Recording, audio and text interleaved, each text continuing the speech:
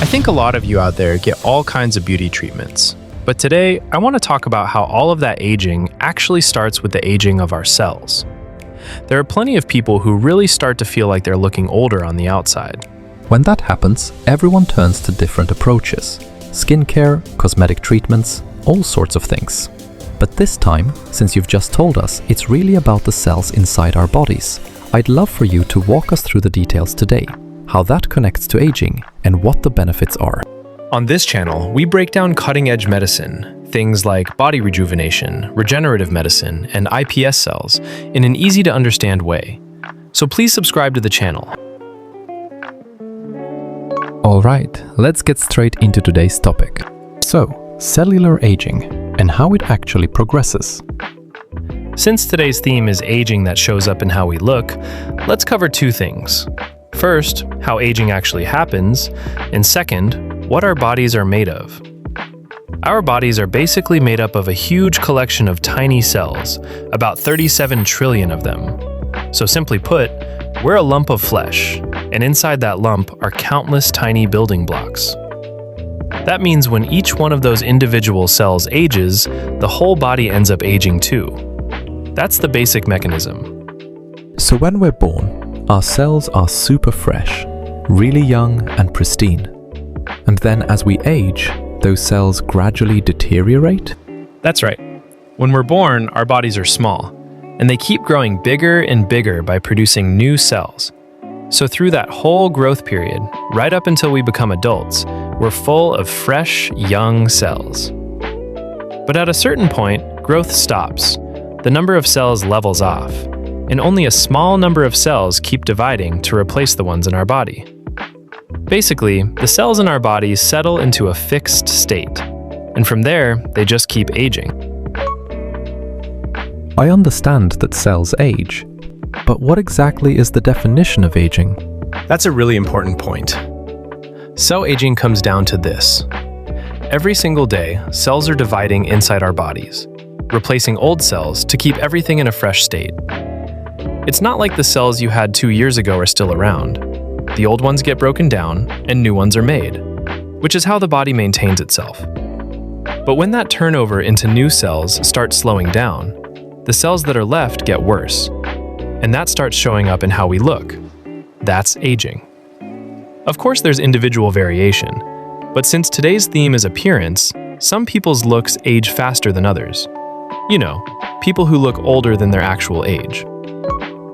So where does that individual difference in aging actually come from?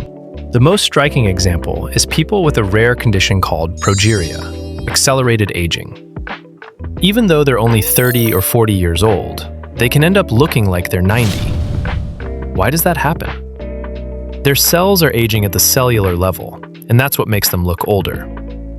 And why does that happen at the cellular level? Basically, their bodies stop being able to make new cells properly. Here's what's going on in their bodies. Normally, when a cell copies itself, mistakes happen sometimes. But we also have a gene whose job is to fix those copying mistakes.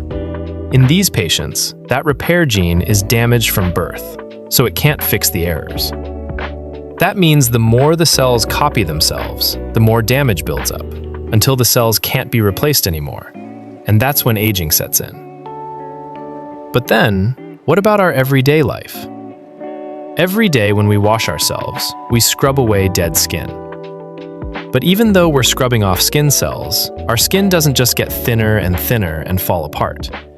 Because we have stem cells, cells that can copy themselves and also turn into other types of cells, and they keep making new skin to replace what's lost. But as we get older, those stem cells lose the ability to divide, so the turnover gets worse. And that's when we start seeing wrinkles and our skin condition decline. It's the same story with hair. Hair thinning as we age happens because the stem cells have been producing hair for so many years that they get worn out and can't put out new hair anymore. And that shows up as visible aging. That's the mechanism. So let's look at another concrete example of hair thinning caused by cellular aging. As I mentioned, hair grows in, then eventually falls out, and new hair grows in to replace it. To make that happen, there are cells inside the hair follicle that keep producing new hair. But the number of times they can do that is limited. That's because of something called telomeres, structures at the ends of our chromosomes that act like a countdown ticket for how many times a cell can divide. Every time a cell divides, and the more we age, the shorter those telomeres get. And if they get too short, there's a risk the cell could turn cancerous. So to avoid that runaway risk, the cell simply stops dividing. And that's exactly why hair stops growing back. That's the mechanism. So in a sense, aging is a trade-off for keeping our bodies alive without turning into cancer. If stem cells just kept dividing forever, they'd gradually age the way I described. And stem cells that are already deteriorating would run the risk of spiraling out of control if they kept dividing endlessly. So the body puts a stop to it after a certain number of divisions, in order to protect itself. As a result, the body ages slowly, instead of suddenly turning into cancer and killing us. It's a trade-off with the mechanism that lets us live for around 80 years. That's the general picture. I see. So that's how our bodies are built. Now, we talked about hair thinning, but besides that pattern, isn't it true that as we get older, we also see more gray hair? This is basically the same story. Gray hair and aging are connected too. To start with, why does hair even have color in the first place?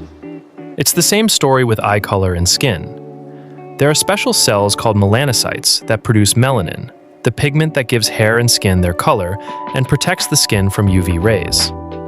When those cells age, they stop wanting to produce that pigment, and the hair turns white. And if the amount of pigment being produced is low to begin with, you get blonde hair. Now, if we focus mainly on this appearance-related aging, I'd guess what everyone's most concerned about is facial aging, right? Things like more wrinkles or skin getting duller. I think a lot of people notice those kinds of changes more and more as time goes on. So, tell us about facial aging. When it comes to skin aging, our skin is constantly making new skin every day. When the stem cells behind that stop producing new skin, wrinkles start to increase. Since skin production has to keep up such a high pace, once it slows down with age, wrinkles start forming. That's the mechanism. Besides that, there's also the shift from that plump, youthful skin to skin that gradually loses its firmness, right? Is that the same underlying cause too? There are various causes behind wrinkles, but one big one is that cells gradually stop producing hyaluronic acid and collagen. As the amount being produced drops, wrinkles get deeper. Again, that comes down to cells simply not producing as much anymore. That's what's behind it. So here's a question that comes to mind. If that ability to produce things like hyaluronic acid gradually declines with age, is there any way to actually stop that cellular aging? There's actually a lot of research being done on rejuvenating cells themselves. But as I mentioned earlier, rejuvenating a cell essentially means releasing a brake that the body put on because it looked dangerous. So that comes with a trade-off against cancer risk. There are research approaches and methods for rejuvenating cells. But since this is a mechanism living things developed specifically so we could live long lives without taking on that risk, we really have to make sure whatever we do stays safe. On the other hand, if we're talking about slowing aging down rather than stopping it, that's more about giving the skin nutrients. A lot of cosmetic treatments right now use things like stem cell supernatant to deliver nutrients. Supernatant contains growth factors, proteins that stimulate cells to grow and regenerate. But if the concentration gets too high, it can trigger excessive cell division. So there's a trade-off with safety there too. Earlier you mentioned the word telomere and how it gradually gets shorter with age. That's basically like a life point counter, isn't it? So if we could stretch it back out again, it seems like the cell's ability to keep producing new cells would bounce back too. What about that? Actually, the body is already doing that, restoring telomeres, in one place. Our reproductive cells, when we make eggs and sperm. That's why if you have a child at 40, that child isn't limited to only living 40 years. And if you have a child at 70, it's not like they're told you've only got 10 years left. No matter what age you have a child, that child has the potential to live another 80 years all over again. That's because when eggs and sperm are made, an enzyme called telomerase kicks in and lengthens the telomeres. The same thing happens when you make iPS cells. That enzyme activates, so even if you take skin cells from someone who's 70 or 80 and turn them into iPS cells, the telomeres get lengthened again once they become iPS cells. If you transplant those cells back, you effectively get young cells again.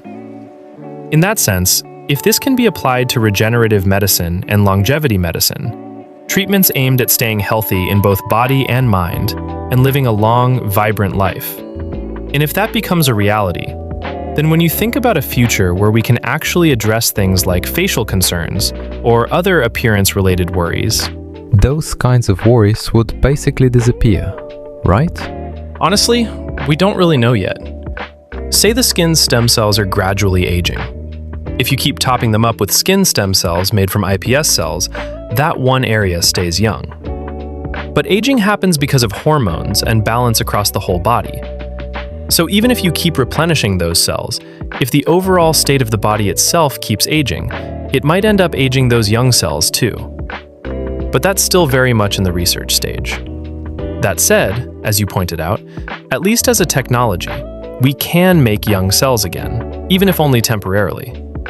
So the first use case would likely be medical. For example, restoring cells that attack cancer, since that's part of the mechanism that breaks cancer down. Turning your own cells back into their younger, cancer-fighting state is one form of longevity medicine. But whether you could keep injecting healthy people with cancer-fighting cells and have them stay young forever, that we really don't know. Is that something we'll come to understand as research keeps advancing from here? Kind of like what Brian Johnson seems to be attempting in the Netflix documentary Don't Die.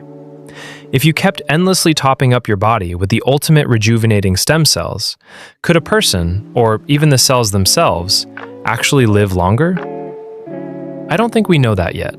With all that in mind, looking ahead to a future with more and more options available, I wanted to ask one last thing.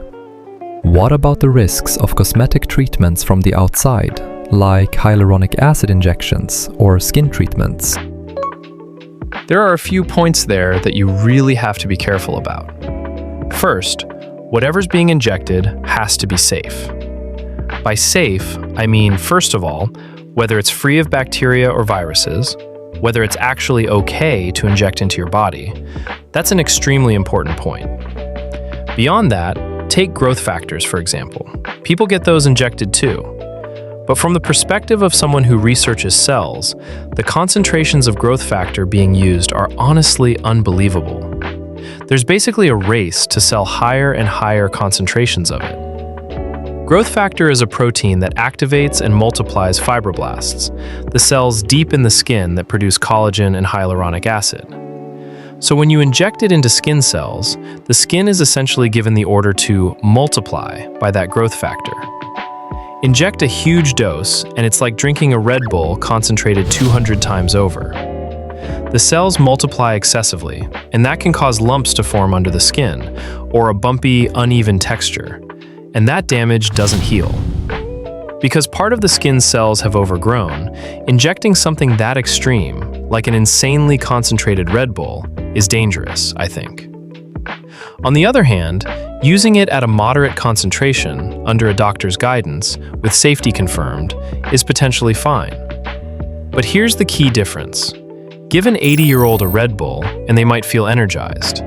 Give a 50-year-old a Red Bull, and they might feel energized enough to work hard for a while too. But that 50-year-old is never actually going to become younger than their real age. They just feel energized in the moment. That's the kind of thing growth factors really are. That said, what's genuinely being developed right now, especially in the US and globally, are actual drugs that could rejuvenate a 50-year-old for real.